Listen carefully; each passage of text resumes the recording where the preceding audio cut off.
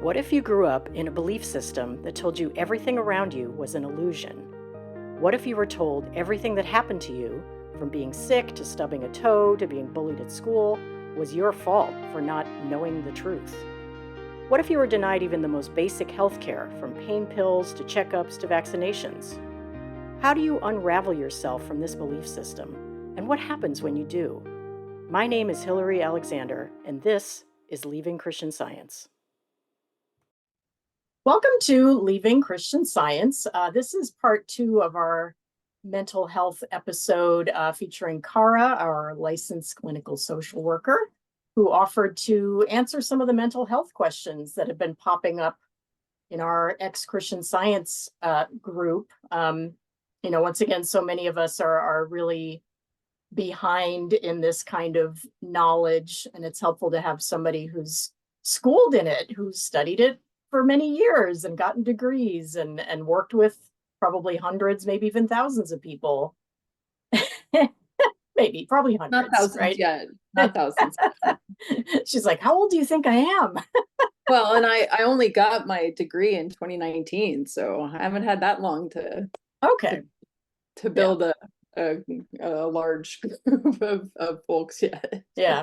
Well, suffice it to say, you are far more knowledgeable than almost all of us. So thank you for sharing your knowledge with us. Happy to do it. One of the things we talked about, might have been off camera, I think after last week's episode, was the prevalence of anxiety disorders among Christian Scientists. That's definitely been probably my major issue in life, is at times some pretty severe anxiety disorders.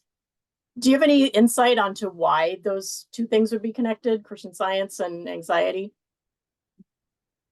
So one way of looking at anxiety is that it is the fear of the unknown. And or of what might happen. Not what's right in front of you, but what might happen. So I know for me, I definitely have struggled with anxiety, and continue to sometimes. And part of what it is for me that I think relates to CS is there was, in my mind, the constant background knowledge that if something happened to me, I couldn't be guaranteed that I would get care. So like, what's gonna happen to me? If I fall and hit my head, if I break a bone, if whatever happens, what's gonna happen to me? So that could at least be part of it, is that we never knew. We were always, at least I think a lot of us, from what I can tell, in the conversations, a lot of us were aware of this and concerned about it. Like, something can happen and we don't have an effective way to deal with it. So we're worried about it. And I think that's at least one way that Christian Science contributes. There could be other ways, but that definitely would be one. Yeah, I 100% had that exact feeling as a child. And even later as an adult, I still feel like I have to be super cautious physically, because in the back of my mind, there's this feeling of, I can't get help, even though intellectually I know I can now. It's still there a little bit, like, well, you have to make sure that the bad thing just doesn't happen, because if it does, like, but you just have to make sure it doesn't happen. Yeah. It's like, it comes back to that standing porter at the door of thought. Like, that is anxiety right there. Yeah, I have to always be watching for things. Hypervigilance. Yeah. So on that note, there are lots of very effective techniques for self-soothing and calming and sort of heading off a panic attack. I've certainly learned some, and they've been very, very effective. I mean, I can honestly say at this point, it's been many years, probably about 10 years since I've had a real panic attack. Good. Because I've learned how to stop it before it even gets to that point. It's not to say I don't have anxiety. I do. I still get anxious. I'm a human being. Things happen, but I'm able to keep it from spiraling out of control. Yeah. So can you tell us some techniques that we can all do that can help us with panic disorders and anxiety and self-calming and things like that? Yeah. And I think you made a really good point too about anxiety being a human condition, something that happens to human beings, and it's normal for all of us to have some anxiety. But where it becomes, I hate to use the word, but where it becomes pathological or disordered is when it interferes with our ability to function. You know, you might have some anxiety before a test, or, you know, before a first date or things like that. And it's normal. It keeps us on our toes. But when it does more than keep us on our toes, and it keeps us down, that's when it's a problem. So yes. One of the things that I can do is lead you through, and therefore your listeners, lead you through a grounding demonstration. This is a script, and I'm going to modify it a little bit, but it's a script that comes from a program called Seeking Safety. This is a program that's designed for people living with PTSD and substance use disorders, the co-occurring disorders. However, a lot of the tools in the program will help a person who is living with PTSD, who is living with anxiety. A lot of the things in it are just coping skills that'll help anybody. So just want to give credit where credit is due. This is not something I came up with. But so let me tell you, for first of all, where we start is, since you're kind of going to be my guinea pig, before we start, I want you to notice how you're feeling right now. If you were to rate your negative feelings on a 0 to 10 scale, with 10 being the worst, how bad do you feel right now? I would put myself at like a 5 or a 6. I have some very anxiety producing thing happening tonight that I don't feel good about. Okay. That's actually helpful for the exercise, because if you were at a 2 or a 3, we wouldn't have a whole lot of room to see a change. Yeah. So that's the reason why you would rate how you're feeling before you start something like this, because you're going to check again afterward to see what the change is, if anything. Okay, so 5 or 6. I always round up. So I'm going to make a note. This is in my little therapist, my therapist habit, to make the note of what's reported to me. And then just to kind of orient you to what grounding is about. Many people with PTSD find grounding to be very helpful. In grounding, the goal is to turn your attention to the outside world, to shift away from the inner world of negative feelings, so that you can detach and distance from emotional pain. If you notice yourself focusing on negative feelings, try to let them go like leaves on a breeze. Turn away from them, focusing your attention even stronger on the outside world. You may want to think of this as changing the channel, just like television, where you can change the channel to get a different show whenever you want. When we're grounding, we keep our eyes open the entire time and look around the room as much as you like. Remember that you are always in control. And try not to judge anything. Just notice what is. I will give you grounding instructions for a few minutes. During this, we will try 3 different types of grounding: mental grounding, physical grounding, and soothing grounding. You can see which types work best for you. I will also ask a number of simple questions, so please answer my questions out loud. Do you have any questions before we start? Nope. Okay, we'll start with mental grounding. So start by reminding yourself that you are safe. Hmm. You are sitting in front of your computer. Today is Saturday when we're recording, and you are at home. So just the act of reminding yourself of these simple facts can be enough to ground some folks. Next method. Now let's try to imagine putting a buffer between you and all of your negative feelings. Imagine that your negative feelings are bundled up and put in a container.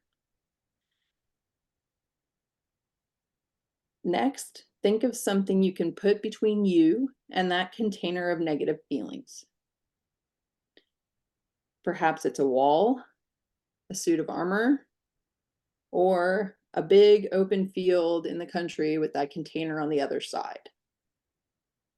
Anything that creates a safe distance between you and your negative feelings.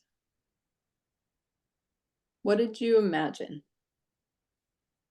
Well, because I'm in an attic that's sort of half finished, half not, and there's this wall between the nice part and the unnice part, Okay. I imagined it being beyond that wall in the unfinished, raw attic. Yeah. Oh, I like it. Good, good. Okay. Next, now let's focus on the room. Look around the room where you are and name as many colors as you can. Okay. We've got green, we've got blue, red, yellow, purple, black, white, navy blue, beige, brown. Good. And now, name as many objects as you can. Okay, we've got a bird cage, we've got a guitar, a trophy, boxes of emergency food, a box of Halloween costumes. We've got a big frog costume in it. I've got the failed underskirt of my wedding dress that I never wore. Yeah. Okay. You might have let a little bit of judgment creep in. Oh yeah, because I said failed. On the one hand, it sounds like a fact in a way, but that's watch out for it. Okay. Notice facts about the room. Are there any windows? Yes, How many? 3. Okay. Are there curtains? No. Okay. Can you see outside the window? Yes. What's the weather like outside? It's sunny and warm and a little windy. Okay. All right, let's come back inside the room. Are there any paintings or posters that you can see? No. Okay. If there were, what we would do is choose one and describe the facts about it. So if our listeners can see a painting or a poster, that would be your task. Describe just facts, not an opinion, just the facts. Okay. Let's talk more about the room where you are. What color is the floor? It's an off-white. Okay. How many doors are there? 2. Okay. What style of lighting do you have in the room? A lantern style. Okay. What color are the walls? White. Okay. Can you see a word printed anywhere in the room? Could be on a book jacket or something like that. Yes. Okay. So choose a word and read the last letter first and then on through the rest of the word. So start with the last letter and read backward. Okay. STTOM. Okay. Good. The idea with that is that you just want to notice the letters themselves, as if you're seeing letters for the first time, not reading a word. Okay. Next one, we'll try to name some facts. Tell me the names of as many cities as you can. Wow. Okay. Los Angeles, Seattle, San Francisco, Kansas City, New Orleans, Las Vegas, New York, Boston, Bangor, West Palm Beach, Miami, Chicago, Cleveland, Billings, Des Moines, Austin, Taos, Phoenix, Mesa. Yeah, good, good. You could probably keep going, it sounds Yeah. like. Okay. How about some TV shows? Name as many as you can. Okay. I Love Lucy, Gilligan's Island, Fantasy Island, How I Met Your Mother, Friends, Transparent, Shrill, Insecure, Sopranos, Mad Men. Good. Okay. You can always keep going. Okay. And last mental grounding technique. Take the number 100, subtract 5, and notice the new number. Subtract 5 again, and notice the new number. Don't worry if you struggle with the math, just keep going. If we're counting for grounding, we always want to count down. If you count up, there's no end in sight, and that can be anxiety producing for some folks. So we always want to count down. If 5s are too easy, you can do counting by 7s. That's more challenging for some folks, and it takes their attention more and can be more calming. So 100, 93, 80, 86. Yeah, see, math's hard. So it can take a lot of your attention. Okay, now we'll try some physical grounding. So first, notice your feet on the floor. They are literally grounded, connected to the floor. Wiggle your toes inside your shoes. Dig your heels gently into the floor to ground yourself even more.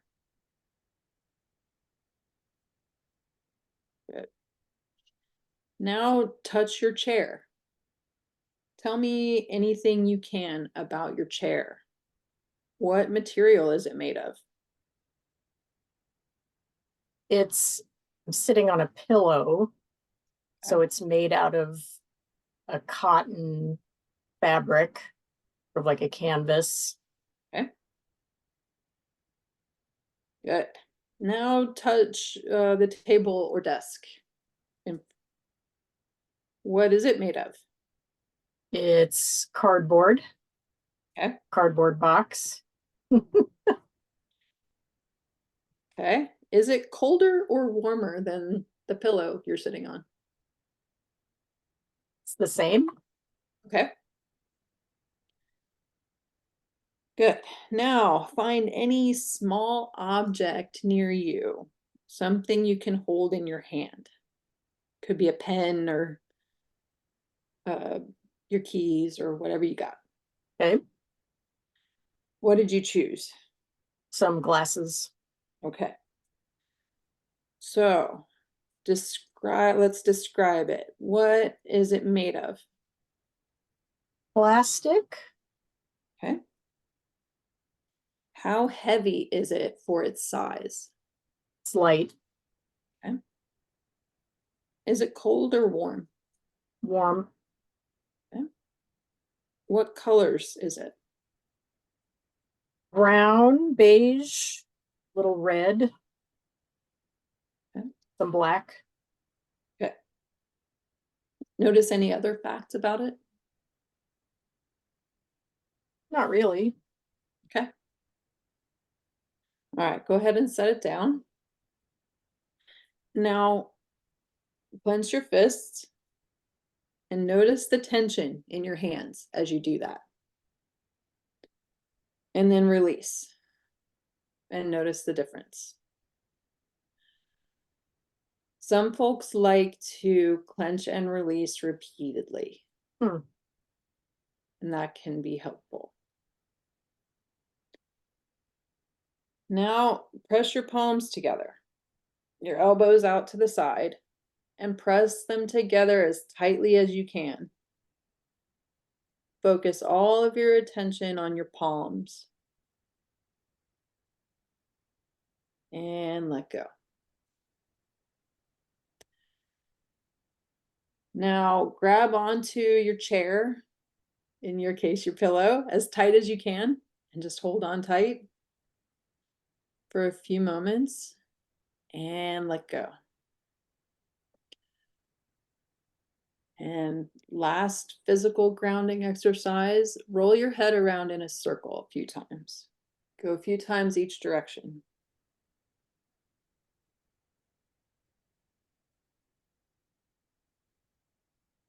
Okay. Good.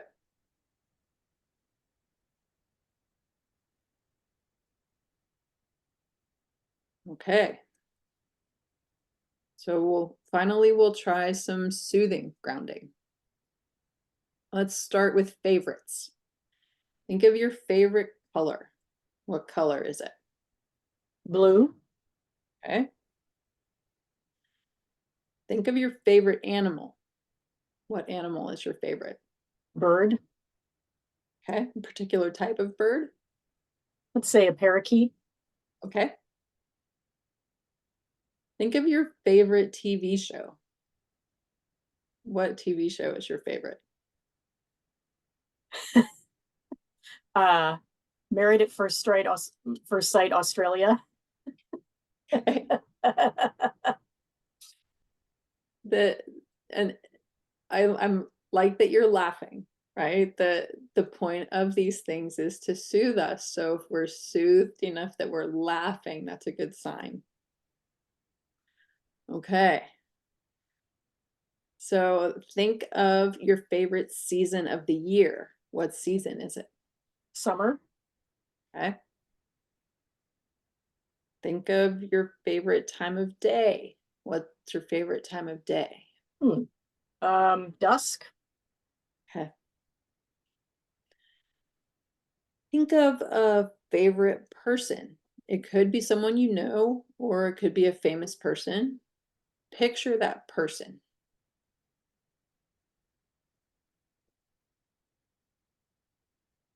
Favorite person. Hmm.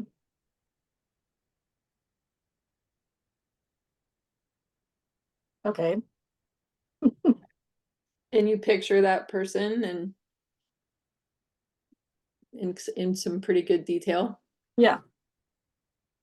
Good. Next, think of a favorite upbeat song, an upbeat song that you really enjoy, and try to remember the tune and the words. Okay. Excuse my dog for barking. You do not have to sing. Hopefully you can sing it in your own mind.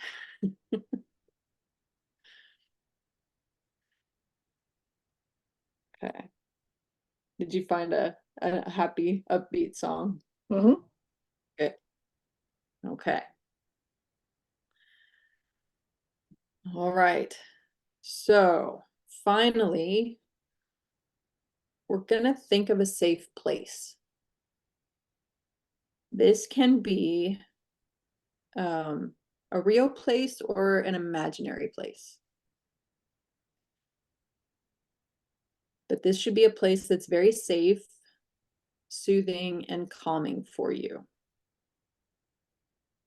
It can be anywhere you like, the beach, the mountains, walk in the city, a favorite room, a park. If you're having trouble thinking of a safe place, that's okay. Just let yourself notice the room where you are, since you're safe there. If you're able to sit and watch this podcast, you are currently safe. Mm. And then try to notice everything you can about your safe place. Specifically and especially the things that you love about it. Any colors and textures, any shapes, maybe the light. Maybe there's sounds that you find soothing or smells that go with that place. Just notice what helps you to feel safe and calm.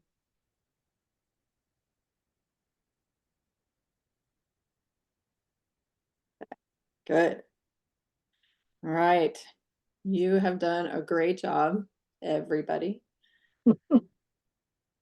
Now, I want you, Hillary, to check in with yourself again and rate your negative feelings on that 0 to 10 scale, 10 being the worst.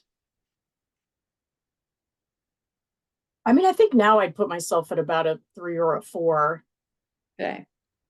Yeah, the negativity definitely feels pushed away, like it's farther away, it's distant, Good. because I haven't Good. been thinking about it. Yes. And that's that you focus on the world around you, you focus on your surroundings. Even when we're imagining a safe place, we're focusing on what's surrounding us. We're not focusing on whatever we're anxious about. We're focusing on what's, what is in the world that is safe, that is calm, that is enjoyable, or just that is real, that's just sitting there right in front of us. Grounding can be really good also for cravings. Mm. If you're having a crave, it's one of the reasons why it's in this program for substance abuse, because if you're having a craving and you're able to ground yourself, it can distract you long enough to let the craving pass and go on with your life and not give in to the craving. So you started at a 6 and came down to a 3 or 4. So it's noticeable. Yeah. Good. What did you like or dislike about the exercise? And everybody can be thinking about this. What did you like or dislike?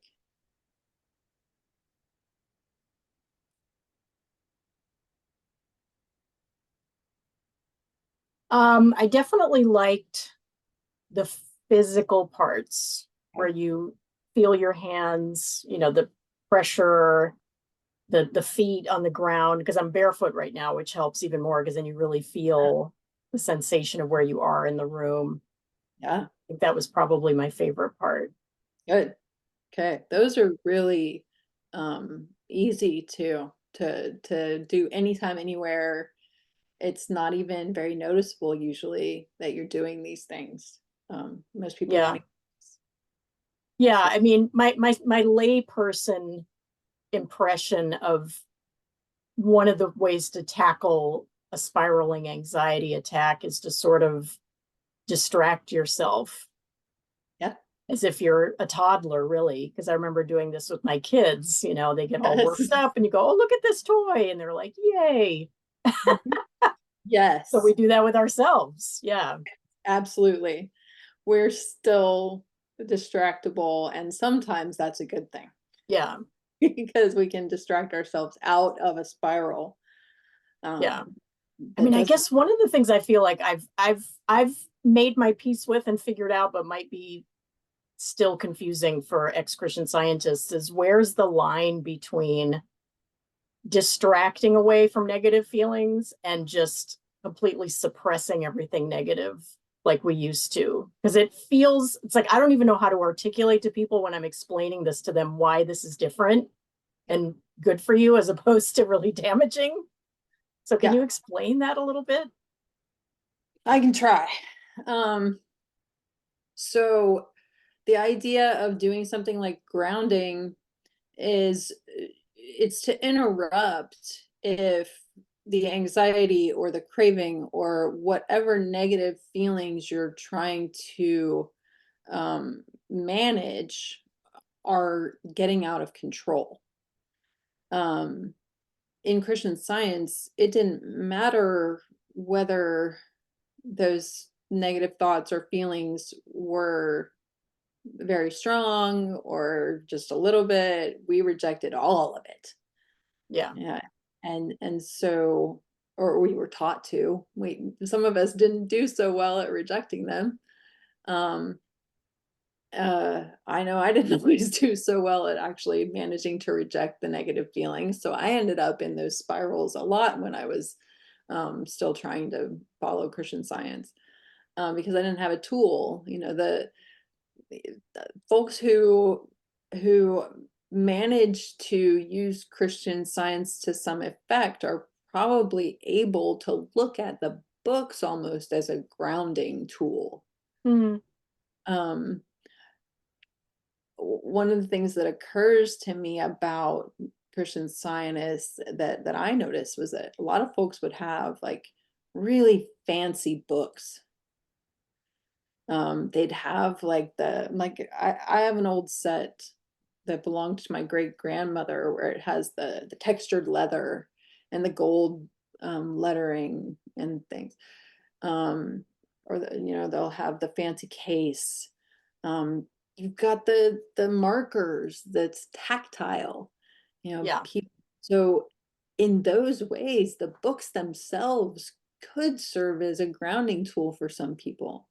Wow, that's fascinating because that's so true for me. I mean, it's been decades since I've looked at a marked up Bible or Science and Health, and yet I can still hear the sound of the little spring as you open it up Oh and the yes. sound of the markers, and the I can still smell that blue chalk. I mean, it's so Oh yeah. tactile. And I do think, because again, I very much I like to explore what things were helpful slash comforting in Christian Science, like what the appeal was and why I stayed in it so long. And I Yeah. do think that there was something about that ritual Oh yeah. of turning to these books that kind of set you up for like at least a moment of comfort. Like, oh, okay, like this is the thing that will make me feel better, even if technically it kind of didn't. Right. There was something about like preparing for that moment of I'm going to sit down and I'm going to take care of this and we're going to help ourselves. And, Right. you Is know, that anticipation of something positive. yeah, it was sort of like the illusion of self care Yeah. was Well, enough to kind of get you halfway there. yeah, absolutely. And I think that things like that and things like the children's prayers, Mm-hmm. um The the hymns, big the one. hymns are a big one. I mean, one of the soothing grounding techniques is an upbeat song, or a favorite song. The hymns aren't necessarily upbeat, but some of them more than others, I Yeah. guess. Yeah. Um, Yeah. Don't and sing Eternity anytime soon. right, right. But there can be uplifting things about them, right? Mhm. Positive Definitely. messaging, Yeah. nice imagery. Yeah. Um, there so definitely can be can serve the purpose for at least in some way. The big problem with Christian Science being you're trying to deny the reality of your body. Yeah. And when we're grounding, we need to be in our body, which is probably going to be a challenge for a lot of folks who grew up in Christian Science to actually be in their body and get more comfortable with that. So some folks may find grounding to be challenging or even uncomfortable because they have to pay attention to their body. Um, the fact that you actually enjoy the physical part tells me, you've done a lot of that work to get more comfortable in your body. Yeah, and I've talked about this before on here. I think having been involved in dance since I was probably 3 or 4 years old, Mhm. probably very much counteracted a lot of the things that might have happened in Christian Science had I not been involved in something very body centric. I'm really grateful for that. That makes a lot of sense. Yeah, Yeah. But absolutely. with that said, I mean, I sort of suffer the same odd dissociation and disconnection from my body that many Christian scientists do. And but I'm aware of it. I'm aware of it now, Yeah, especially since doing this podcast. I've been very much that's been on my mind a lot. And I actually got back into some exercising and yoga and things like that good. to kind of counter that Yeah. tendency. You're taking on a lot by doing this podcast. You're not a trained therapist, and Yeah. so it's important for you, just like it's important for therapists to take care of ourselves. That's actually part, we talked about in the last episode, we talked about the code of ethics. Part of the code of ethics for social workers is self-care now. They updated it Mm, fairly recently to include self-care. So that we it's important when we're taking on things from others, we need to be able to take care of ourselves to continue. yeah, that's great. I love that that's in there now because I know some therapists and the pandemic was very rough on therapists. Yes, They it took on was. a lot of trauma and a lot of misery and Yes. human suffering, which was Yeah. very overwhelming. Yeah. And we were all going through all the same things that our clients were, Yeah. and trying to hold space for our clients. So Yeah. It's a lot. absolutely, it was a lot. So, so yeah, using these things ourselves, I use these tools, especially the physical grounding in session. Like if I notice that I'm feeling a response to something a client is sharing, I might grab my chair for a moment.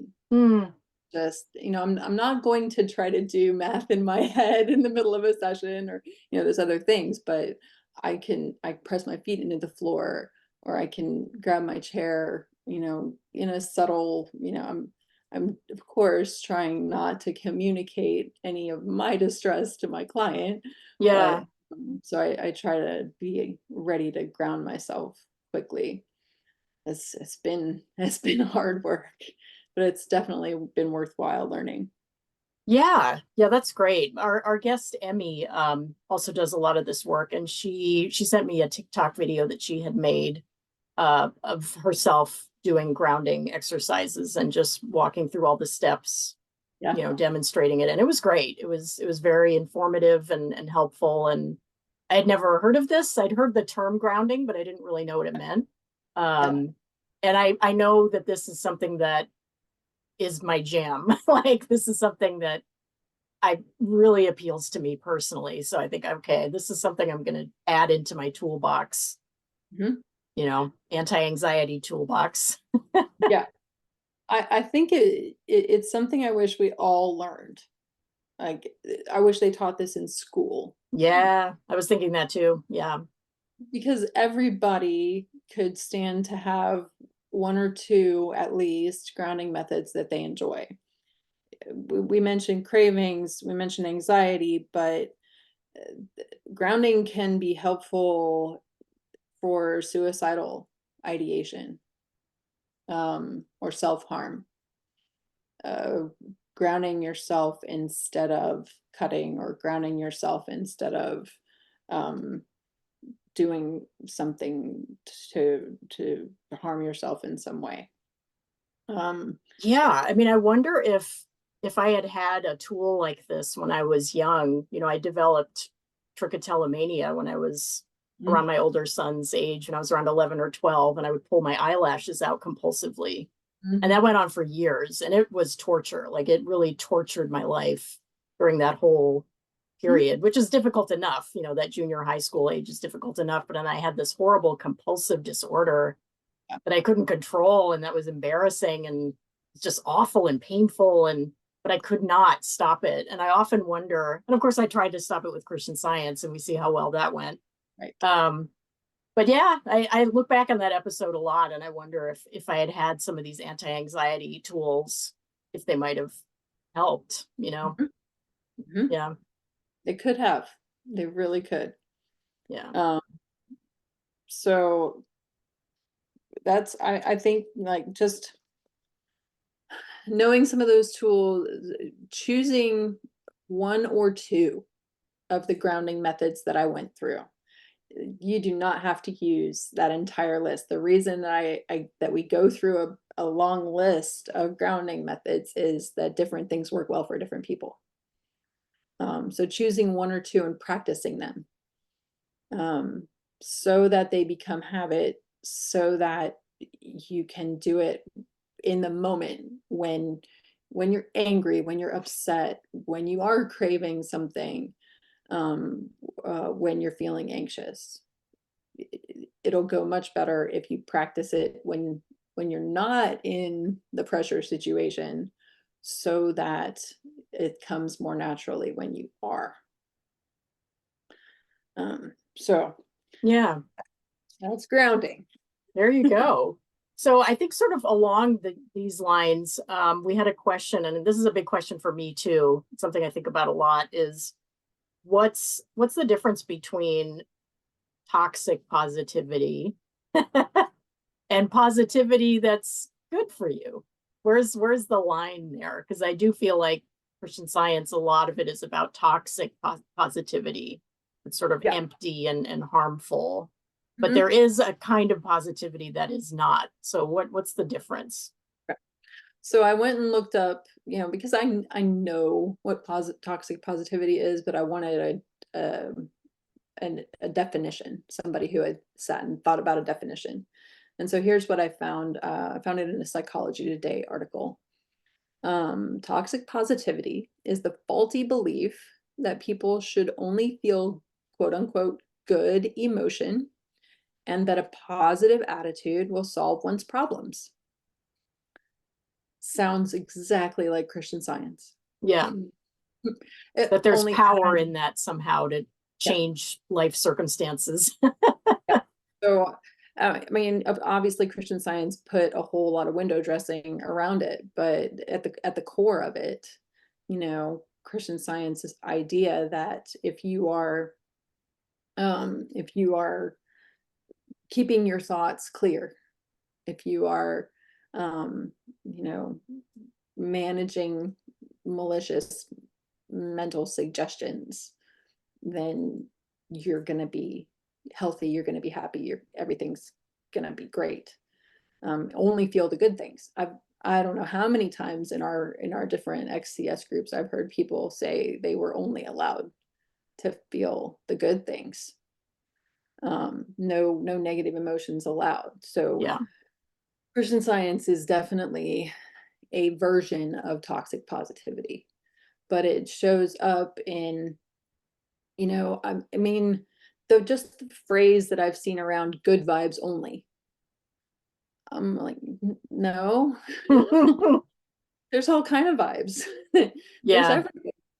That we feel so many things, and it's valid and it's normal, and it's part of the human experience to feel joy, but also feel sadness, to feel, excited, but also to feel anxious.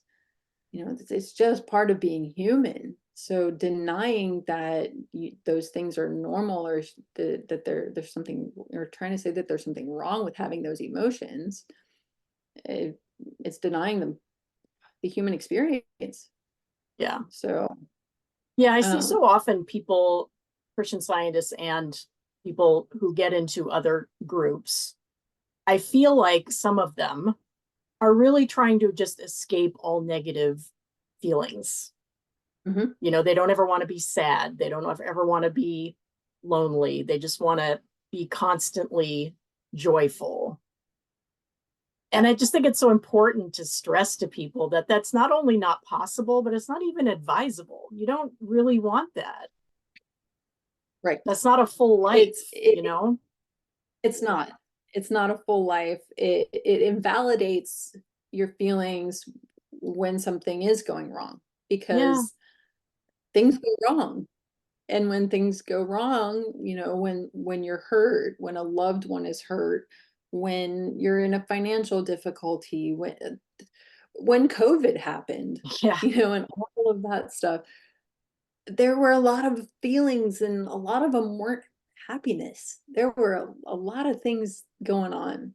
And if you're putting pressure on yourself to always feel happy, good, wonderful, what it leads to is feeling guilty and ashamed for the feelings that you have that don't conform.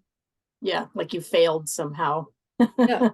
And it can prevent you from asking for help when you need it.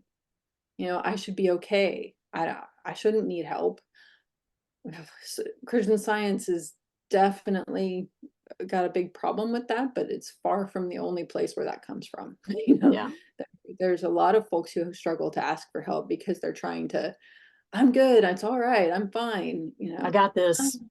you're not fine, you don't got this, you need a hand, and that's okay, because you're a human being, and we are not made to be solitary creatures who handle everything all by ourselves. Yeah, We can't do it. with no help from other humans. Yeah. So, um, positive psychology is a school of thought in psychology. Um, the focus of positive psychology is on building meaning and working towards a deep satisfaction with your life rather than fleeting happiness. Hmm. So, what you do if you're working in positive psychology, like as a therapist, if you're taking this approach, you focus on strengths and develop them, with your clients. You recognize and help them to develop their strengths and apply their strengths to their challenges. Um, you do not ignore or deny the difficult things that are going on, the difficult feelings they're having, but you help them focus on the strength that they have, and the meaning that they want to be getting out of life, in order to kind of focus their efforts and find their way forward. Um, uh, I read a few years back, Man's Search for Meaning by, I think it's by Viktor Frankl. Hmm. Uh, uh, and that would kind of be early positive psychology. And it's not, everything's great, everything's wonderful. It's things are hard, and in order to get through the hard things, we need to recognize that there's good things too. We need to see the good and not just focus on the negative. So in reality, positive psychology, I would say, it's about balance. Yeah. See the good. Yeah. And I think there's something to be said too for finding at least contentment in the mundane things. Yes. It's been fascinating to me lately because my fourth grader is studying myths. And his favorite myth, which interestingly enough is my favorite myth, is the myth of Sisyphus, who was condemned to roll the rock up the hill over and over again for all eternity, sort of as this like futile work, Yes. just repetitive, pointless. There's never any gain to it. And I remember, I think probably in junior high school reading, I think it was Camus who wrote a whole dissertation about learning to, I don't know how to articulate this properly, but my takeaway from it was learning to love that struggle, you know, and find some peace in it and or joy even in this daily grind, you know. And I think that's something also that people don't have a lot of tolerance for. They just want everything to be great. And it's like, well, there's a lot of really mundane, repetitive tasks that life is about. And it's all just about your attitude. You don't have to love it, but finding a way to not hate it will probably make your life better. Yes. Yes. Absolutely. In a sense, that's like part of the task of mindful living. Like, okay, you really don't like doing dishes. Focus on, maybe you like warm water, you know, so focus on the feeling of the warm water on your hands as you're doing the dishes, not, oh, I'm doing the dishes again, you know. I'm a fine one to talk about that because I can't stand doing the dishes, but but that's the kind of concept of it. Yeah. Focus instead of on denying the dishes are there. right. Find something that you can, if not enjoy, you know, at least it takes your attention away from the stuff that you really can't stand. Yeah. And You're not not focusing denying on that. Yeah, you're not denying that it's there, but you're not focusing on it. So that's kind of toxic positivity versus positive psychology. Yeah. Yeah, there is a difference. I'd like to pivot to this question because this is also another big issue for me is forgiveness. Yeah. Which often can be weaponized. Yes. Oh gosh, yes. So somebody asked secular forgiveness. I have not heard that term before. AKA letting shit go. And I don't know how to do that. Do you have any advice on that in that department?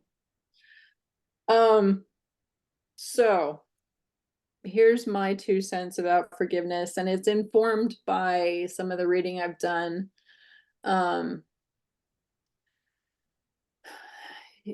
The only person you have to forgive in order to heal is yourself. You do not have to forgive the people who hurt you in order to heal. Full stop. Yeah. It is not required, especially if what they did to you is heinous and horrible and unforgivable. You don't have to force yourself to forgive something that's an unforgivable thing. If somebody, you know, beat you with a belt, you don't have to forgive them for that.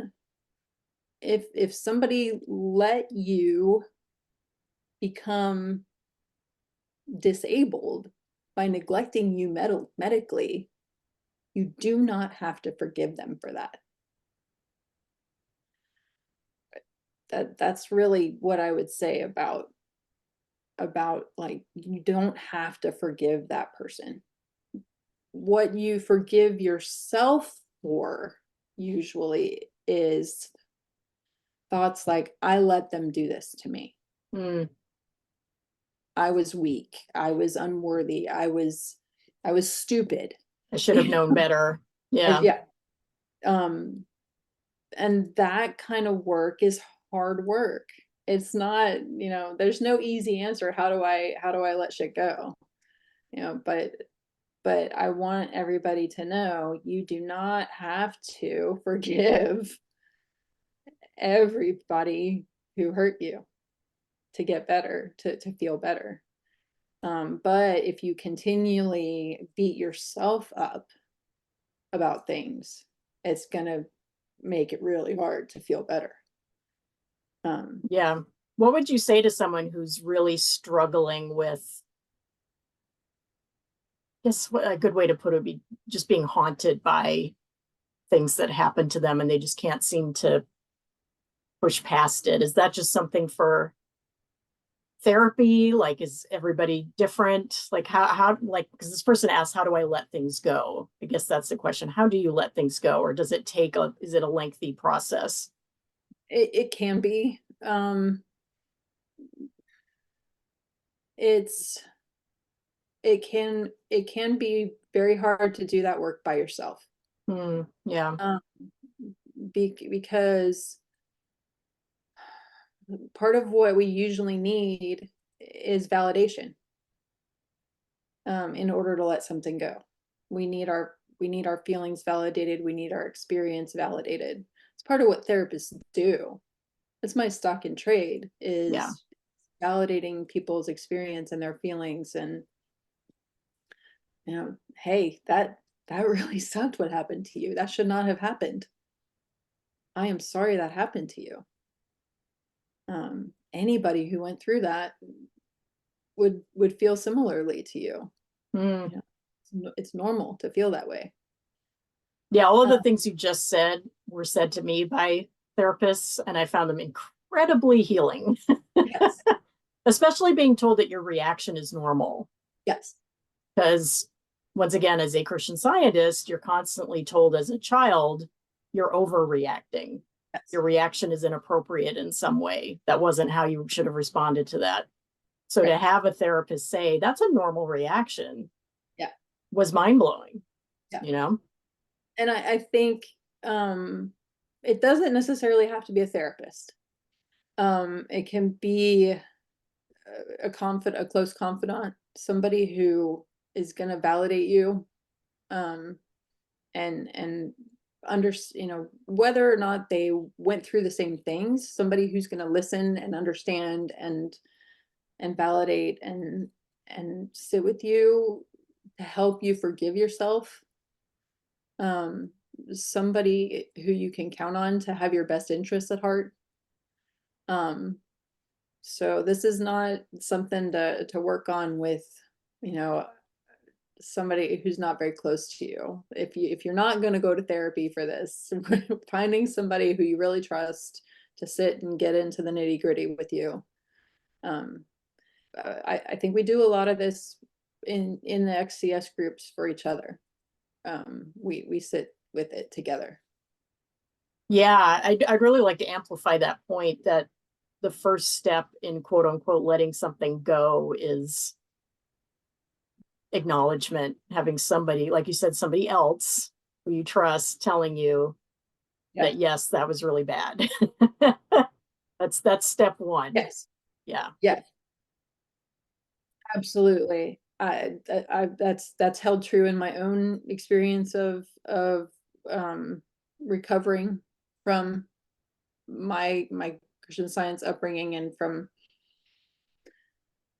my family situation, which each of us has our own story, but a lot of, as we talked about, a lot of Christian Scientists have narcissistic tendencies, and narcissistic tendencies do a lot of damage to the people in the household. So Yeah. healing from those things, it's being able to forgive myself was the biggest thing. Forgiving the others involved came later. But recognizing that what had happened was not okay was a huge piece of that. But there's I don't think I put it on the book list. I can add, and it can go in the show notes. another book by Pete Walker, who wrote the Complex PTSD book I put on the last list. He has a book about forgiveness, and I think it could be really helpful to somebody who really wants to focus on forgiveness work. So I'll add that to the list for today. Yeah, that'd be great. Because when I first split with my mother, many people sort of flew in and well-meaningly told me that I had to forgive her, and I had to, you'll never forget, you'll never get past this, you'll never this, you'll never that, with sort of these threats along with it, that this sort of rote act of just kind of saying, oh, I forgive you, meant anything. I mean, they're just words, because to me, quote unquote, forgiveness kind of implies that it makes the thing the person did okay and not harmful. And that's just not true. Right. I mean, can I say I forgive my mother? No, but I can say I understand now. Yes. I understand where she's coming from and the things that made her do those things. Yeah. And I think that's enough. I don't have to forgive. I don't have to say it was okay. It wasn't okay. No. But I understand, It wasn't okay. I'm not okay that it happened, but I understand. And doing your best to understand can be really helpful. Trying to put yourself in that person's shoes can help you to move on, because you can see how limited they were. Yeah. What were they missing that led them to do this horrible thing to you? Yeah. And what happened to them that made them like that? Yeah. And that sort of goes into a question I'd like to editorialize a little bit, because it's come up so much, this question of narcissism and narcissistic parents, whether it's your mother or your father. I've had a lot of those on here. Because I don't really understand how narcissism works entirely. Is it something that you're born with? Is it something that's created? Therefore, can Christian Science create that in somebody? So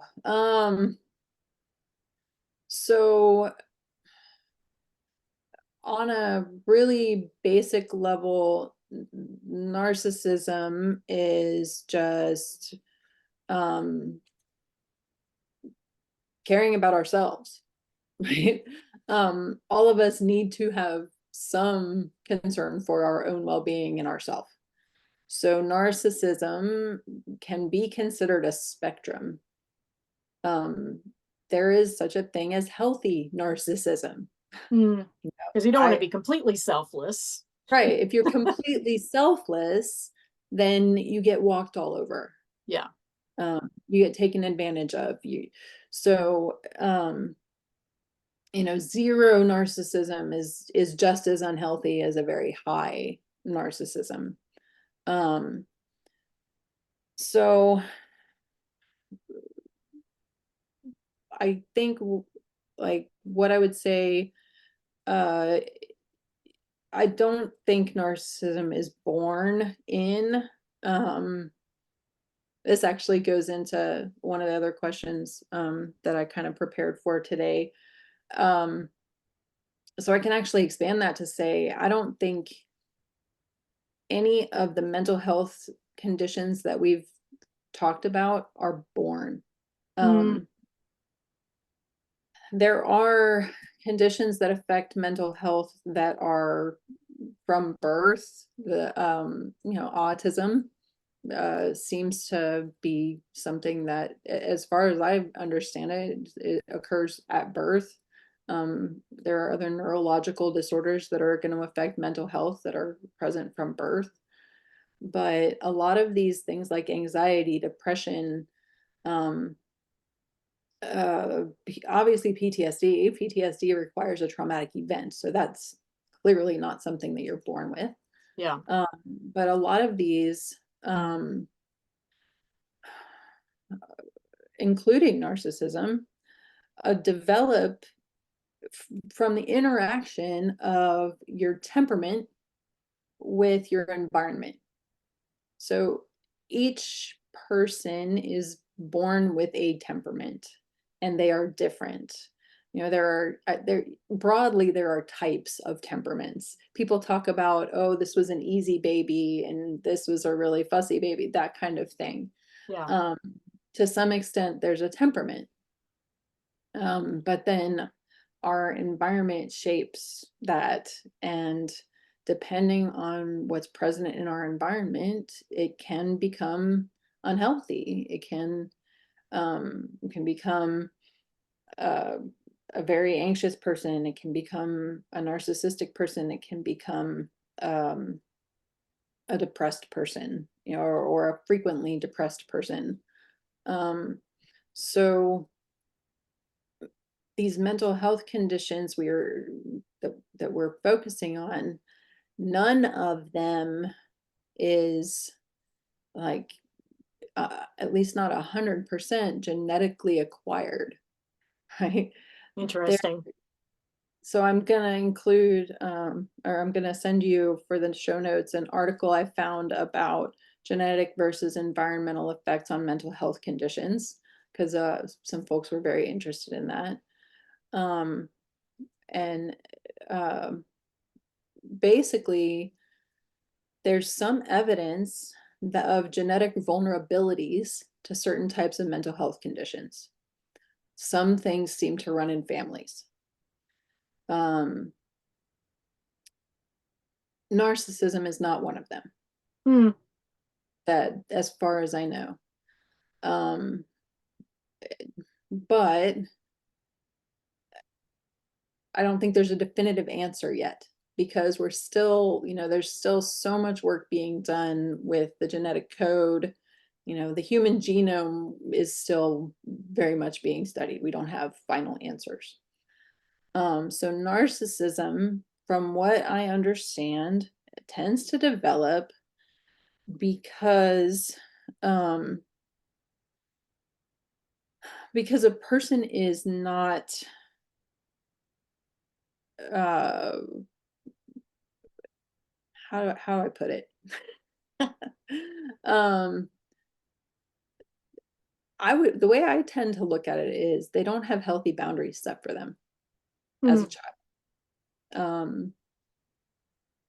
They don't have, you know, it's definitely also partly an unhealthy attachment.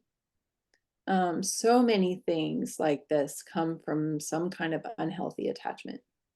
A narcissistic person thinks the most of themselves and thinks less of others. So, you know, I some of the prominent examples are people who, you know, are very separated from their parents, who don't have regular care from their parents, and they get doted upon on occasion, but the rest of the time they're kind of left to themselves. They get very self-involved, and Hmm. sometimes that turns into narcissism. Um, but I think there are other ways it can develop too. Um, Christian Science, I think, if somebody has a tendency in the direction of narcissism, Christian Science can encourage it, because it's telling you that you've got all this control and all this power, and you're God's perfect child, and you know, so it could encourage it for sure. And I do think that there's a possibility also that it would attract people who were already tending that way, like adult converts or Yeah. such, because of that kind of thought process. You know, Yeah, that sort of grandiose, yeah, yeah, self-important nonsense. Yeah. it feeds into it. Yeah, my But mother was one of those rare adult converts, you yeah, know, and I'm pretty convinced that this largely was what appealed to her, this illusion of control and this sort of grandiosity that was probably in her already. Yeah. And then people who were born into it, like you said, I think we've talked about this in the group quite a bit about how we really feel like Christian Science just encourages those tendencies and magnifies them and, platforms them, if you will. Yeah, it gives you it kind of gives you that, it gives you a sort of backing for it, I guess. Yeah. Yep, go for that. Feed into that. Yeah. Yeah. And especially when it's your quote unquote religion, Yes. you're Yes. going to not question it, Yeah. your God-given right to be a narcissist. Right. Right. Yeah. Yeah. So that's definitely, that's something that's come up a lot. And I know a lot of us have really suffered at the hands of a narcissistic parent or two, that's Mhm. really hard. My It is. sister and I read a book that I think is called something like When Will I Ever Be Good Enough? Oh yeah, you mean this book? Yes. What is it? Will I ever be good enough? Will I ever be good enough? Healing the daughters of narcissistic mothers. Yeah. Highly recommend for any femme presenting people who had It was, mothers like this. yeah, it was actually on the list from the last episode if anybody wants to find it. Yeah. Yeah, it's helpful. I have actually looked for an equivalent book for narcissistic fathers, and I could not find one, which I Interesting. found quite disappointing. Because I think there's no shortage of narcissistic fathers out there. Yeah. Agreed. Um, I think what I think it might be is that those traits are things that we kind of label as male and therefore normal, quote unquote, and not a problem. mhm, mhm. But Yeah. when women do it, suddenly it's a problem. Yes. Yes. I also agree. Although, so in order for it to rise to the level of like narcissistic personality disorder, it has to be to a point where it's causing somebody difficulty in functioning, right? So, um, um, a man who met those criteria, somebody would recognize, oh yeah, that's narcissism. So I do think, and I certainly don't think every single man in society is a narcissist. Not at Right. all. I think Yeah. there are plenty of quite kind and humble and, you know, self-possessed guys out there who do not fall in that category. Yeah. But yeah, I do think it's excused more in men. A certain level of narcissism is more excused. Yeah. So we also had a question about, because we talked quite a bit about CPTSD in the last episode. I don't know that we need to go over that, but there was a question about using the word anhedonia, Ah, which yes. I love that word because that means the inability to feel joy. Is that correct? Yes. So somebody asked, what's the relationship between Christian Science and anhedonia and just sort of a lack of a lust for life? Mhm. And how do you fix that? How do you improve upon that? How do you get a lust for life, I guess, when Christian Science has kind of sucked the life out of you? I think that's what this person is asking. Right, right. Well, and there's another multisyllabic word starting with A and ending with IA that falls into this category. To go with anhedonia, there's the word alexithymia. Oh yeah, heard that. Yep. So, and I may not get this perfectly correct, but alexithymia is basically having difficulty identifying your emotions. I don't know what I'm feeling. Sounds familiar. So if you don't know what you're feeling, which a lot of us in Christian Science don't, and that can also be an issue in CPTSD wherever it comes from, because you've spent so much of your time shutting yourself down to try to get along with whoever the abuser might have been. Um, if you don't really know how you feel, you might not even know if you're enjoying yourself, really. Mm, you don't know to focus on it. You don't know um to cultivate those experiences. You know, what if you're so busy trying to be, outside your body and living in divine mind, you're not enjoying, you're not having a hedonic experience, you're not enjoying yourself. And yeah, so it's definitely once again, here we have a spectrum, right? You have anhedonia, not enjoying things. You have hedonism, where you go completely the other direction and you just, wrap yourself up in pleasurable experiences all the time. And then you have a hedonic experience where you actually do something on purpose to have fun. So the simpler way to put it is a pleasurable experience. And it doesn't have to be sexual pleasure. It can be, it can be the pleasure of having, you know, grass under your bare feet. It can be the pleasure of the sun on your face. Um, it can be sitting in a hot tub. It can be whatever you enjoy. Go get a hot fudge sundae, enjoy something.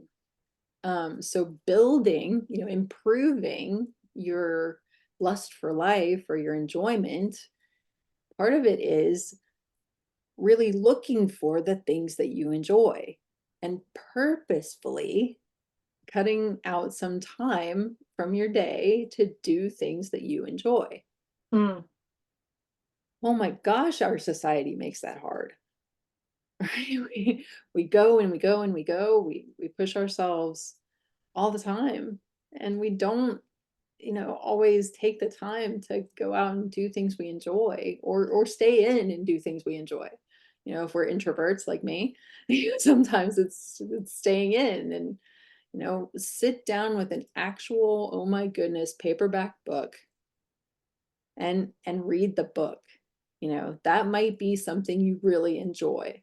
It doesn't have to be flashy, but really focusing in on the fact that I like doing this. I'm going to do it because I like it.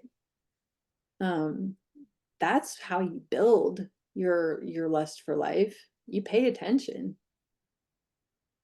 Yeah, one of the things I relate to and notice about the stories I hear from people that come out of really intense cult experiences where they're really, really, really oppressed and have been for a long time is they don't know themselves. They don't know what they like. They don't know what they dislike. They've just been robbed of any individuality.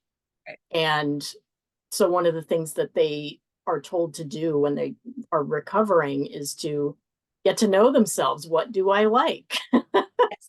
What things do I like to eat? Because they don't even know. They've been told what they like, Right. sometimes from birth, sometimes not. Right. Yeah, and one of the things that I did, again, not having any of these tools, but just kind of intuitively guessing this when my mother and I split, and I really felt for the first time that I was suddenly an individual in my mid 30s.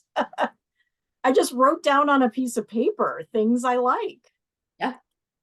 you know, Yeah. because I didn't know. I had to ask myself, is this something my mother likes? Right. Right. Do I Absolutely. actually like this thing, or is this just her? You know? Absolutely. Absolutely. So for anybody who's feeling that disconnected, I Mhm. might recommend make a list of things you like. Yeah. It can even be helpful to go back to childhood. Think about when you were 5. What did you enjoy when you were 5? What foods did you like? What games did you like? What toys did you like? You know, and it gets you into that mindset of these are the things that are good. I when I did that, I was like, I really loved those orange push-up pops when I was a kid. And I actually went and found some and tried. I was like, I don't like them so much anymore. you know, but that's okay. Yeah. I don't I do like oranges. you know, so I like, what did I like about this? What do I, you know? So it's not necessarily that you're going to go back to the things that you loved when you were 5. You're not going to necessarily go play hopscotch, you know, but what did you like? I remembered that I actually loved throwing things. Hmm. Right. I tried playing softball and things like that. Right. Well, I don't actually like the whole of playing the game. I do like throwing things. That stuck around. So, you know, really like look back at the things that you know you liked at some point, and then you can refine it from there. What part of this did I like? You know, if it was a social activity, you know, did you actually like the activity you were all doing together, or do you just like being around other people? You know, what did you like about it? Hmm. Really focus in that, so that's really, you know, how how to improve your lust for life. Yeah, just those little moments of joy. They Yeah. start to add up. Yeah. Yeah. Yeah. Somebody asked, this is kind of on the lines of what we're talking about as far as what things are born and what are learned. Yes. Um, I don't know. I mean, I'll leave this to you to answer because it sounds complicated, but I'll read it. Yeah. What symptoms could be a result of being raised by someone undiagnosed and untreated versus actually having the mental health problem yourself? Mhm. How do you know what's just kind of like a reflection of your parent or caregiver, and how do you know when it's Right. you? Right. So this is the thing about mental health diagnosis. Um, our current method of mental health diagnosis is based on symptoms. Um, there's no blood test for mental illness. Um, so when a client comes in, I ask you to describe what are you dealing with? What symptoms are you dealing with? And based on what you tell me, that's what my diagnosis is. Um, so, um, for example, I'm going to ask things like, uh, how often have you been bothered by little interest or pleasure in doing things? How often have you been bothered by feeling down, depressed, or hopeless? I'm looking for depression when I ask questions like that. How often have you been feeling irritated, grouchy, or angry more than usual? Hmm. Um, have you been sleeping less than usual, but still have a lot of energy? If I ask you that, I'm looking for bipolar, Hmm. because that's one of the things that comes up in bipolar. Um, have you been feeling nervous, anxious, frightened, worried, on edge? I'm looking for anxiety. Um, have you been avoiding situations that make you anxious? That's starting to probe for PTSD. Um, have you had thoughts of hurting yourself? Suicidal ideation goes across several different diagnoses. It's part of depression. It's part of borderline personality disorder. A lot of these symptoms that I'm looking at when I'm trying to diagnose um, overlap with each other. Different mental health diagnoses have some overlap on some of the symptoms. So, um, I am not going to be able to tell you, you know, that um, it's different to have a symptom because you were raised by someone who was dealing with an untreated mental illness, or whether you have the symptom for some other reason, you're going to have to tell me that later in, but it is still a mental health problem as long as it rises to the level of interfering with your functioning.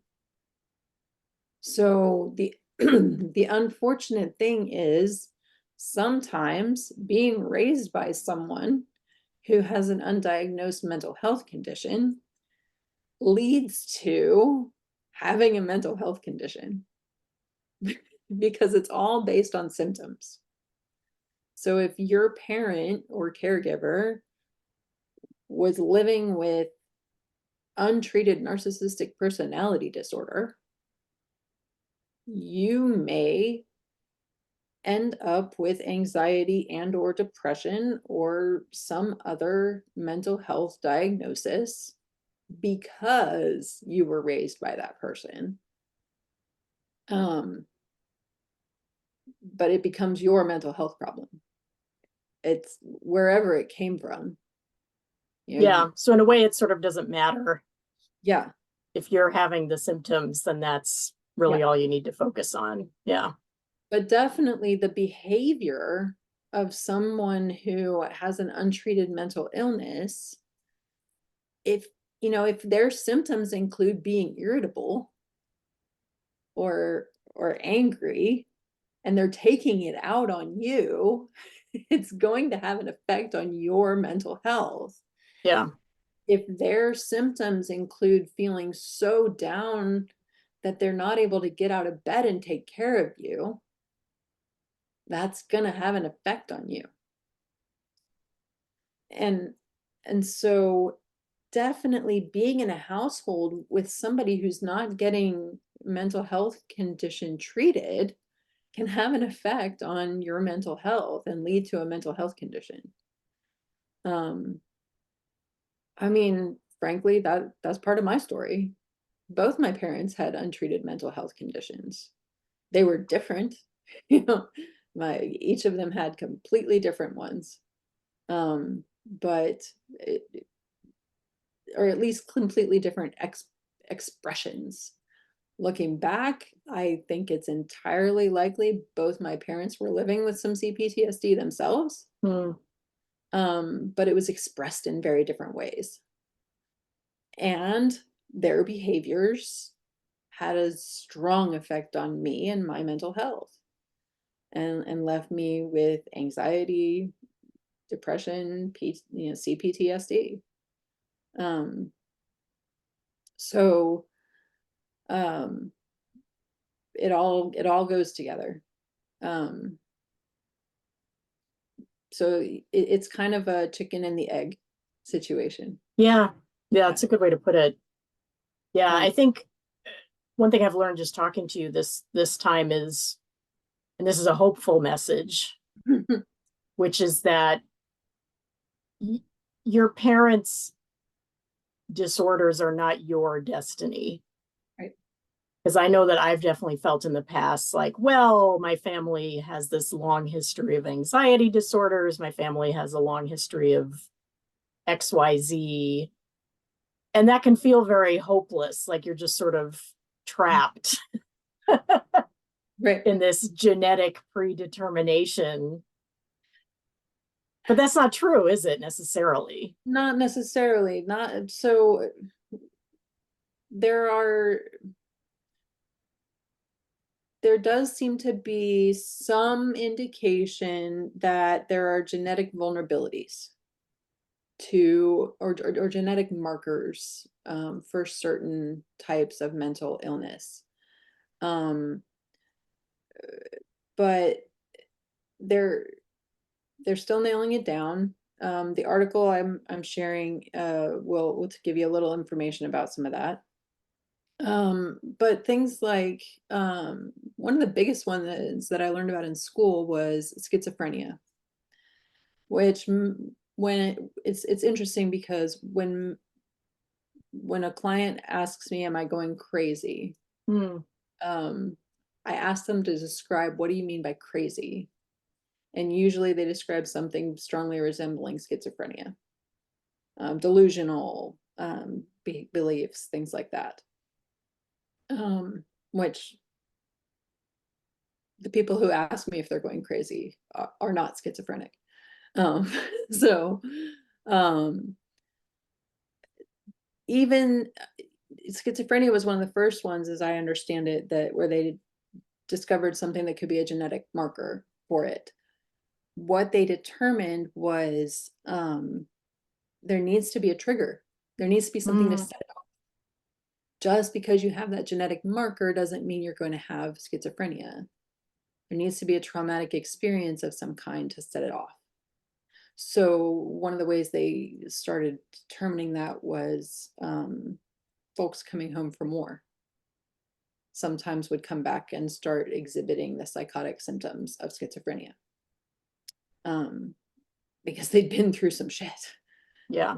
And so it triggered that response. But there's also some evidence for what they call epigenetic effects on mental health. So epigenetics is, and I'm going to put it in the simple terms that I understand it, it's how your environment affects your genetic material. So our genes are actually affected by what we go through. And what we pass on, if and when we have children, it's not just what our parents gave us, it's also going to contain some of our experience. So, people who are known to have been through a lot, they've done the studies on things like people who live in poverty. They pass on some of the stress genetically to their kids. So there is some evidence that we can pass some of that on, some of what we've been through. That doesn't mean we can't heal from it and do better. There's so much that we can do to work on ourselves and influence our genetics in a positive direction. Then it doesn't have to always be going downhill. We can get better. Yeah, I mean, the way I've framed it for myself is I do feel like there's, I use this term and it may or may not be accurate, but that I'm genetically marked for anxiety and depression. But with modern tools, it can be manageable. Yeah. Like it's never going to go away, but it's sort of like a manageable illness like diabetes. It's something I'm always going to have to check in with. I'm always going to have to be aware of. And depending on what's happening in my life, it'll flare up or not. But it can be a manageable condition where I can go on and live a life of relative contentment, I guess. And with work, it really can be reduced. Yeah. Yeah, because there was a time where these things made me non-functional. And that's not any longer the case. So yeah, to me, that's tremendous progress. Absolutely. It may never completely go away, but it can be a big difference for if somebody is able and willing to put in the work to do the healing. Yeah. So I think it's important to have that message for people that may be feeling sort of broken and hopeless and, well, my parents were like this, their parents were like this. There's no hope for me. There is. It takes work and that's a drag, but yeah. there is hope. Yeah. That's important. You're not broken. You're injured. Yeah. It's a great way to put it. Yep. And we've said the word healing a couple of times, and that made me think of one of the other questions, which was the trigger words. All these words that Christian Science turned into triggers for us. Gratitude, practitioner, healing. I can't think of others right Oh now. God, demonstration, Oh, yeah, manifestation. that- There's so many. so many. Harmonious. Yes, so many. So the reason why we hate these words is simply that they are triggers. And we talked about triggers in the previous episode and what a trigger actually is. We associate these words with the pain and the invalidation and that the denial of our reality. And so of course we hate them. And they can be hurtful and painful for us. Hopefully over time, the more you hear them in other contexts, part of the work of something like this is exposure therapy. Yeah. You get Yeah. exposed to it in a different context where it's not meaning what it used to mean, slowly can break down the effect that it has on you. So Yeah, it takes time. Because I yeah, remember a time where I would find hearing a word like that very jarring. yeah, And now it'll still like sort of tick something, but as you've noticed, like I laugh. yes, It makes me laugh now. Like, oh, yeah, there that word is, yep, remember that? yep. And Oh the yeah, reason I feel that way because I don't feel like it has power over me anymore. right, Where I used to. It right, used to have the power to upset me, and now right. it doesn't. But the only reason is because of time. Mhm. Enough time has passed, really. Yeah. And like you You said, exposure. Yeah. exposure, you raised your awareness to what was going on. And then as you're exposed to it over and over, you probably started to notice, well, that doesn't mean the same thing in this context. Hmm. When this person said, I'm so grateful, it was not a Wednesday evening testimony meeting Yeah. where somebody's saying they're so grateful for Christian Science and you just want to flip them off. Um, Exactly. they're grateful for something really truly positive that happened in their life, and you start to have a different association with that word. Yeah. So that's it. It sucks, but there's no magic. Wave your wand and it gets better. For this, it's just you know over time with some exposure and reminding yourself this is not the same thing, right? When that person says manifestation, it is not the same thing as the Christian Science usage. Um, Yeah. when when when you're seeing a nurse practitioner for medical care, they're nothing like a Christian Science practitioner. Yeah. So That's a good way to look at it. So here's another thing very specific to Christian Scientists is somebody asked how to process sick or dead relatives who would still be well if they hadn't been Christian Scientists. mm. So actually going through a healthy grieving process. Part of that will be addressing that issue. And we certainly did not learn to go through a healthy grieving process in Christian Science. um, but so grief um, it is a part of every human experience. Um, in Christian Science, it gets denied. It's been interesting. I've seen more often in the groups that people are talking about memorial services being held in CS churches.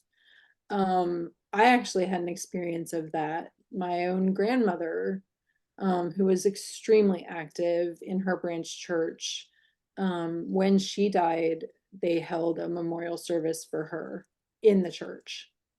Um, so it apparently becoming more common, Yeah. which is probably a really good thing. Yeah. Um, because it's it's so important to mark the loss, to honor what that person meant to you, um, to allow yourself to feel what you feel. In Christian Science, we're told to deny the loss. You know, they're in a better, even like in general society, people say they're in a better place. And I'm like, oh.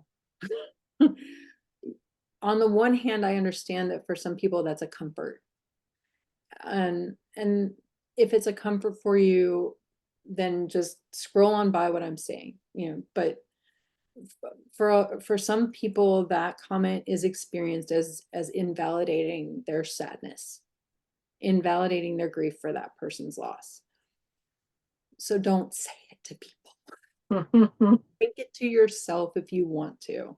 That's fine. Tell yourself, if it helps you to tell yourself they're in a better place, then tell yourself. But don't say it, especially if the person you're talking to does not share your belief system. You know, if the person you're talking to is an atheist, or, you know, don't tell them they're in a better place. That's just not gonna, it's not gonna help. But so coming to terms with the loss of people who could have been saved by medical care, there's going to be a lot of anger in that grief. Anger is almost always, I hesitate to say always, because I hesitate to say anything 100%, but for almost every single person, no matter how the person died, anger is part of grief. Because even if the person did all they could to take care of themselves and all of that, even if you were at their bedside and you said all the things you needed to say, you're still going to be angry about something. You're going to be angry that they're gone. Mm-hmm. You're going to be angry. So allowing yourself, this comes back to what we were talking about allowing yourself to feel the feelings. Don't give in to the toxic positivity. It may suck to sit with the grief, to sit with the sadness that you feel that they're gone, to sit with the anger that you have at them for what they, you know, for what they chose and how they chose to die, to the anger that you have at their family for allowing it to happen or supporting it in happening, or whatever those circumstances were. It sucks to sit with all those things.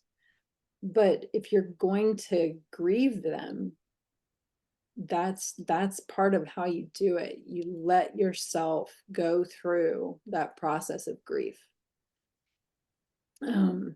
Yeah, and I think especially for those of us who have lost people due to medical neglect, not feeling guilty about being angry is important. Right. You have to let yourself be angry. Yeah. It Speaking, you know, as a non-therapist, that's a normal reaction to this situation. That is not an abnormal reaction. Right. It's absolutely, it's just part of the grieving process. So, you know, if it helps you to read, there's lots of resources about grief, both secular and religious, out there that can help guide you through a grieving process. There are therapists out there who actually at least somewhat specialize in grief. I definitely have worked with grief quite a bit in my practice, but there are people who have it as something of a specialty. So anytime you're grieving, whatever the circumstances, allowing yourself to go through a full grieving process, but especially grieving people who were lost because of CS and the medical neglect and all of these things going on, going through all of those steps. They talk about, and it was written, the 5 stages of grief, right? Denial. This can't be happening. Bargaining. What can I do to make this different? Sadness, pretty much self-explanatory. Anger, which we've been talking about. And the final stage is acceptance. There's debate whether those are linear in any way. And from my experience, I don't think they are. My grandfather died when I was 6 years old. So gosh, been what, 46 years? There's still moments where I'm just, fuck, you know, right? It's not like it used to be. It's not as big anymore. But the stages are more like waves. It comes up and crashes on the shore once in a while. And sometimes there's a lot of them coming fast if there's a storm out at sea. And sometimes it's pretty quiet and they're gentle and they're few and far between. Grief comes in waves. And there's should be no judgment for how many of those there are and how often they come and what they look like. It just is. So, yeah, let yourself grieve. Yeah, I mean, sadly, grief is such a large part of the Christian Science experience, or the ex-Christian Science experience, I should say, because it's definitely not a part of it when you're in it. Right. But yeah, this is a very common topic, especially people of a certain age whose parents are getting on in years and health issues start to crop up. And many people of that generation sadly choose, as we've talked about here, the Christian Science death, which is no comfort, no medication, no nothing, which is agonizing and terrible and affects all of the people who care about that person. Yeah. And that's something that it's a club you don't want to be in. Right. And then the other side of it is the people who die too young, right? Yeah. I've seen that happen. I saw when I was at Principia for summer session, a guy in his 20s just dropped dead. And it was, what the hell? Some really, genetic heart condition that, of course, might have been missed if he were getting regular medical care, but there at least would have been a chance they might have known. So just random stuff too, and that can be really shocking. Yeah. Which that's a lot more likely to bring about a focus and the bargaining and denial parts of grief. I can't believe this happened. How could this be? Yeah. So all of any type of a grieving experience, there's going to be a range of it, but it's going to be tough to get through, and it's going to include those stages. So writing it out, letting yourself feel the feelings. Yeah. It's important. It's the only way. One of my favorite sort of pat expressions is the only way out is through. Yes. Yes. I remember telling myself that when I was in labor, child labor, the only way out is through, because you start bargaining. Let me tell you, what do I need to do to make this stop? I felt that way about basic training when I was in the Army. I bet. Yeah. The only way out is through. I just got to get through this. Yeah. Yeah. It sucked, but there it was. The 12-mile ruck march, the only way out is through. Oof. Yeah.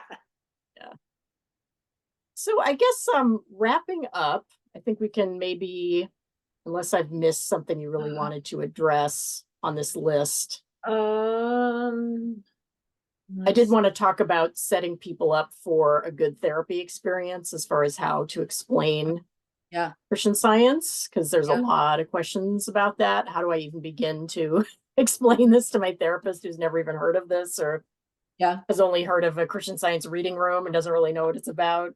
Right. You want to talk about that a little bit and then see if there's any leftover things we should talk about? Sure, sure.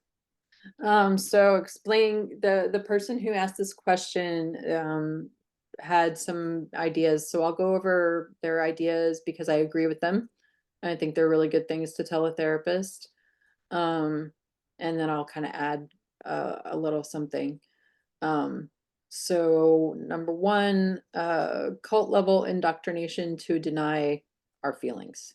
That is definitely something that a therapist would benefit from knowing, because they're gonna then know that one of the things they need to focus on is um, helping you to get in touch with your feelings, helping you to express them, helping you to understand what you're feeling. Uh, and that's something I do in my practice every day, and we have tools for that, and we can help. Um, the second thing they noted was gaslighting, specifically about personal responsibility and influence. Um, so I just think gaslighting in general, with CS, there's so much gaslighting. Um, there's gaslighting about your physical reality in CS. Um, so explaining to a therapist that you were told that your physical reality wasn't real is is a big one. Um, that's gonna kind of clue them in to what you're what you're dealing with. Um, let's see. Number three, they had parental rejection causing attachment issues. Absolutely. And we talked about that a bit in the previous episode that um, parents who are not validating your feelings, who are not validating your experience, are going to cause attachment issues. And there's so many things that cause attachment, but that kind of rejection, um, and the confusion that a lot of us have coming out of Christian Science, because a lot of folks, their parents were loving and they cared very much for them, and did some wonderful things, and let their children know that they were treasured, and then they gaslit them about their medical situation, uh, or any kind of difficulties they were having, emotional difficulties they were having. So um, that's a big thing that can help a therapist know whether, what kind of treatment you need, and whether they're going to be the best fit for you. Um, and And then the context of an emotionally immature parents, if their parents were raised in CS, um, so leading to boundary issues, shame, and leaky. I like the phrase leaky feelings. Um, so yes, parents who are emotionally immature and not regulating their own feelings and depending upon you to regulate their feelings, or just allowing their feelings to explode, um, definitely damaging. And it'll be helpful for a therapist to understand that.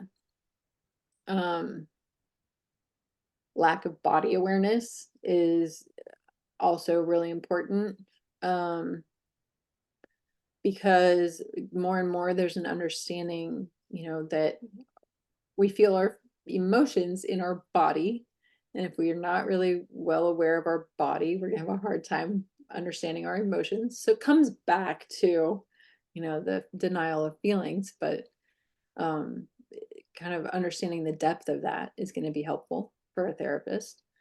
Um, so um, I think the person who asked the question had a lot of good ideas, and really has a good foundation there.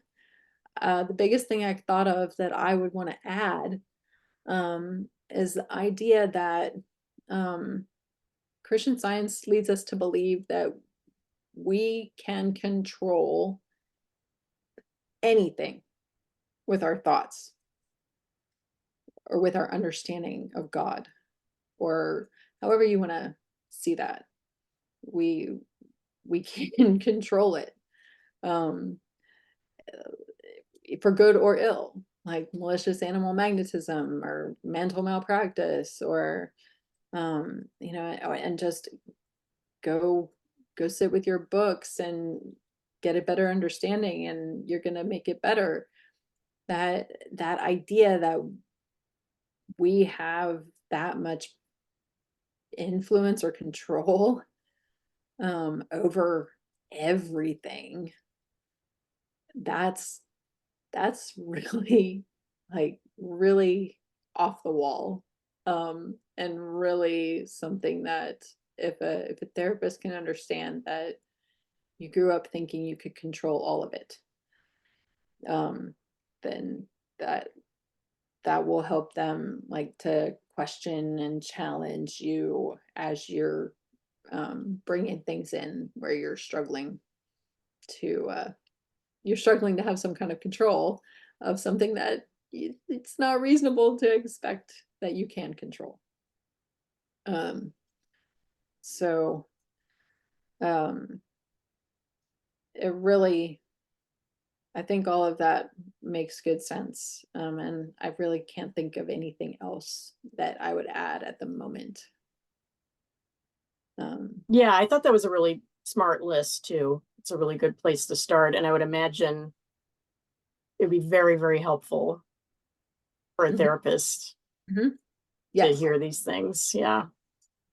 I've Um, also seen a lot of times in the group, people will have their therapist read God's Perfect Child or Father, Mother, God. And if you have a therapist who's willing to, mhm. put in that extracurricular time, Yeah. I think one or both of those books could be really helpful also. Knowing how most therapists have very limited time to do outside work. We put a lot of time into our continuing education and our documentation of the sessions and all of these things already. Something really approachable like God's Perfect Child is probably a great choice. It's short, it's a quick read. It gets a lot of the ideas across. Um, that one I would definitely recommend to, if a therapist is able and willing to read something, that one would be, rather than handing them God's Perfect Child, which is like this.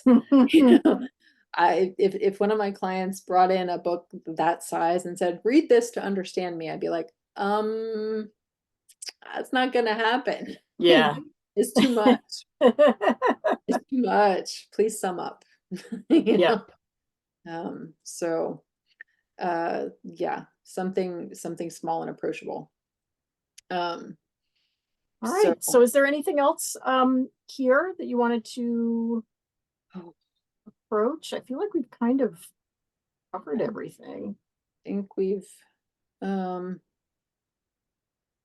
let's see. Um oh, there was one the question was, is there something about being raised in Christian Science that results in inability to process something that's wrong, be it feedback, weather, health, etc.? How do we train ourselves out of that and regain a sense of autonomy and grounding in reality? So, um, what you're describing there is leaning on denial as a primary coping mechanism. Um, so it makes it your go-to in every area. So, um, learning healthy coping skills that work for you is the big thing there.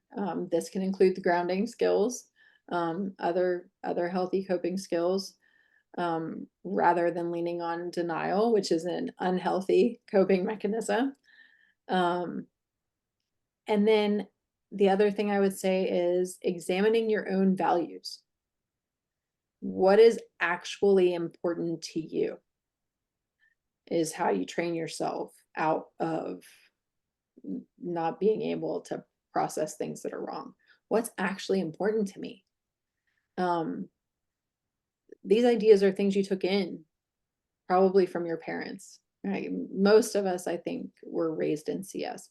So you took in the CS ideas and that denial from your parents. Figure out what's actually important to you. Look for your own values and what matters, and that'll help break you out of that habit of, well, this is just how we do things. Decide for yourself what matters to you. It's work. Once again, all of this is work, but I think folks are willing to do some work. Yeah. And it sounds to me like, and again, this is mostly my experience, but I'm kind of seeing this pattern of, because so many of us had a childhood in Christian Science, you know, that individuating from your parents and really becoming your own person is a big part of healing from this or fixing certain issues. Right. So yeah, that's, I think that's another one. Let's see. Oh, there's a question about whether the 12-step programs might offer useful information, like Alcoholics Anonymous, Al-Anon, adult children of alcoholics, these things. So I honestly haven't read the books that go with these, so I can't speak to the exact things that they offer in those books. What I can tell you is that there's definitely going to be some useful information. But the caveat is the 12-step programs are not based on research. They're based on anecdotes. And they're also, there's some judgment built into AA, and all the 12-step stuff is based, you know, there's some judgment built in. There's the absolutism. You got to be completely off your substance or you start your count all over. Well, I frankly disagree with that idea about recovery from anything. You know, recovery is not a perfect, linear, always moving forward process, whether you're recovering from substance use or anything. So starting all over when you mess up, nope, I don't agree with that. So I take it with a grain of salt. If something appeals to you, grab it, go with it. But if you look at one of these books or resources and you're not sure about it, then just let it go by. Yeah. I mean, I can talk a little bit about my experience with 12-step groups, which I mentioned in Todd's episode.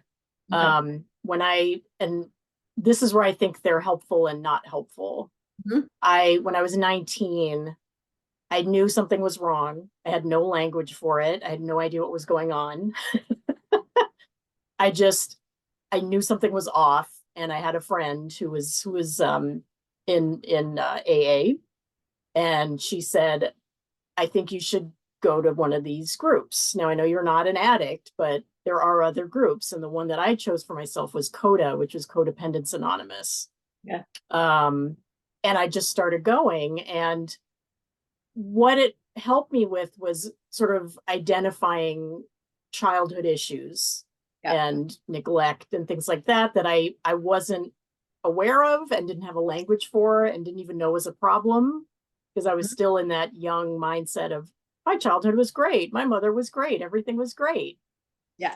And yet I was horrifically unhappy. Yeah. So for me, it was like that baby step into a therapeutic environment-ish.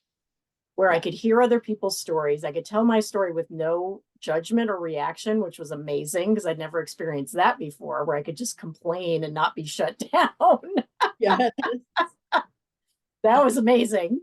And it Yep. was really, really helpful. And it made me realize, no, there were problems. There were things that I need to address. Yeah. Where it became unhelpful was, I think, after maybe 6 months of regularly going to CODA meetings, I felt like I was just sort of in a circle of complaint. Yeah. So there was never really any hope. There was never really, because there was nobody there to help you. It was just fellow sufferers. So I got a lot of fellowship from it, which was Yeah. very comforting. Yeah. But I felt like I was trapped in this loop of like, and then my mother did this, and then this happened, and Yeah. sort of complaining all of the time, and just it got to a point where it was no longer helpful.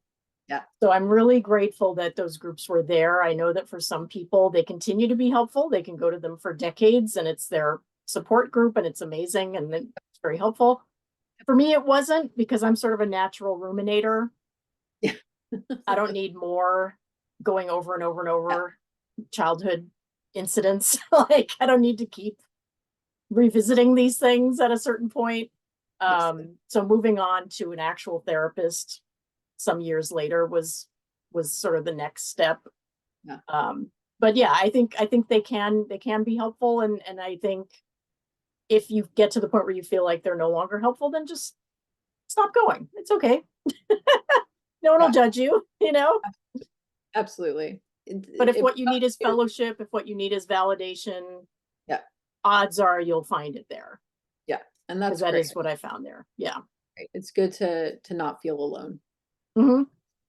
That's Yeah. For me, as a very young person, I was always probably the youngest person there by half, you know, as a late teenager. It was a very good first step into the world of recovery, basically. Yeah. Yeah. It that makes sense. And I think, there certainly can be value there. But if you're kind of coming to the end of it where you're not feeling value from it anymore, looking towards actually research-based, reputable sources on things like emotional intelligence, codependency, um, eh, that is where I would say, to go next. Mm-hmm. There's a lot of stuff out there by people who have done research and worked on ways to recover, and you can find stuff. But having fellowship is a very important part of recovery. So I will not knock that for a second.